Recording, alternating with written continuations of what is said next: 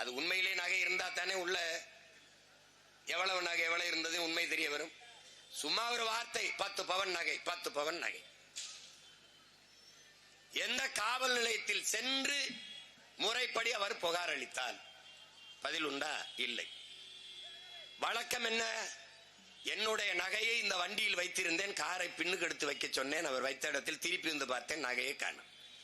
நீ மருத்துவமனைக்கு போனால், அங்கேயே போனால் அந்த நகல் எடுக்க கதிர்வீச்சு படம் எடுக்கும் போது, அது ஸ்கேன் எடுக்கும் போது அவர்கள் கழட்டி வைக்க சொல்லி அதை எடுத்து விட்டு திருப்பி மாட்டி கொடுத்து விடுவார்கள். நம்ம ஒன்றும் புதுசா மருத்துவமனைக்கு போகல, காவல் நிலையத்துக்கு போகலையே. ஆனால் மருத்துவமனைக்கும் போகல, கோயிலுக்கு வழிபட போகிற போது வீட்டில் இருக்கிற எல்லா நகையும் கழுத்தில் போட்டுக்கொண்டு போவதுதான் நம்முடைய பெண்களுக்கு வழக்கம். ஆனால் கோயிலுக்கு வழிபட போகும்போது, அதுவும் பெண் தெய்வம் எங்கள் தாய் காளியின் கோயில், அங்கே போகிற போது கழுத்தில் இருக்க நகையை கழட்டி காருக்குள்ள வச்சுட்டு போக வேண்டிய அவசியம் ஏன் வந்தது?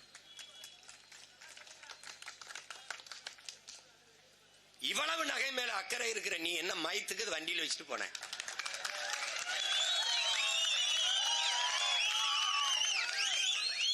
நகைக்காக உயிரே எடுக்கிற அளவுக்கு அந்த உயிர் நகை உயர்ந்தது என்றால் கழுத்துல நீயோ உங்க அம்மாவும் மாட்டிக்கிட்டு ஏன் போகல?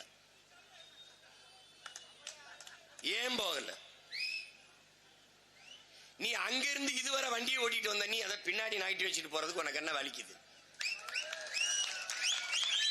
அதுக்கு ஒரு ஆளை வச்சு நீ பெரிய நட்சத்திர விடுதிக்கு, உணவு விடுதிக்கு சாப்பிட போகல, ஒரு ஜவுளி கடை நகை கடைக்கு போகல, அங்க காரை பின்னுக்கு எடுத்து விடுறதுக்குனே ஒரு பணியாள் நிப்பா, அவன்றது பின்னாடி எடுத்து விடுங்கன்னு சொல்றதுக்கு நீ சாமி முட வந்திருக்க.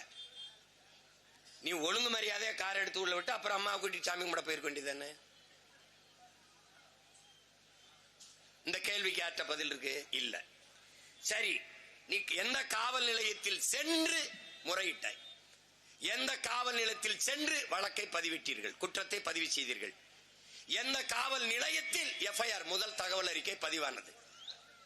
அவன் செத்த பிறகு அடுத்த நாள் எஃப்ஐஆர் போடுற காவல்துறை உலகத்தில் எங்கேயாவது உண்டா?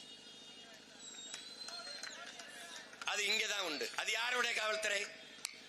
மாண்புமிகு முத்துவேல் கருணாநிதி ஸ்டாலின் அவருடைய காவல்துறை தான்.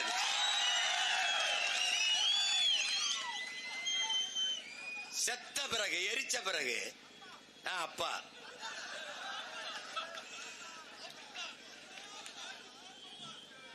எதன் அடிப்படையில் தம்பி அஜித்குமார் மீது நடவடிக்கை எடுக்கப்பட்டது?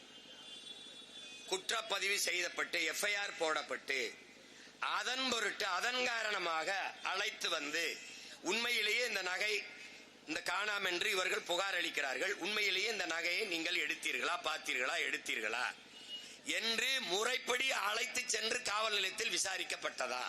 இல்லை. சீருடை அணியாத காவலர்கள் 5 பேர்,